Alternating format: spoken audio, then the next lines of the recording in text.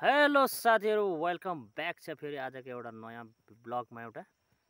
ब्लगमा नै अब आजको ब्लगमा चाहिँ के हुन्छ भने हामीहरू चाहिँ यहाँनिर लसुन जो कि एकदम यो बिना कुनै पनि सब्जीहरू अधुरा लाग्छ के मिठो लाग्दैन र त्यो हामीहरू यहाँनिर अहिले वर्तमान रोप्दैछौँ यहाँनिर खेतमै। यहाँनिर यसरी रोप्नुपर्छ, यसलाई यस्तो गरेर यहाँनिर ठ्याक्क गाड्नुपर्छ। फेरि यो एउटालाई ठिक जोडी गर ठिक्कै यहाँनिर गाड्नुपर्छ। अनि त्यहाँबाट यहाँनिर मेरो बुढी चाहिँ अहिले धमाधम लसुन रोप्दैछिन्। यतापट्टि हामीले लसुन रोपिसक्यौँ, यतापट्टि पुरा यताको सबै क्लियर रोपिसकेर उता जङ्गलले पनि छोपेको छौँ। अनि अब यहाँनिर अलिकति रोप्नु छ, बेसी रहेको छैन। यहाँनिर यति रहेको छ लसुन। अनि यति रोपिसकेपछि चाहिँ अनि हामीहरूको छुट्टी हुन्छ आजबाट लसुन रोपेर।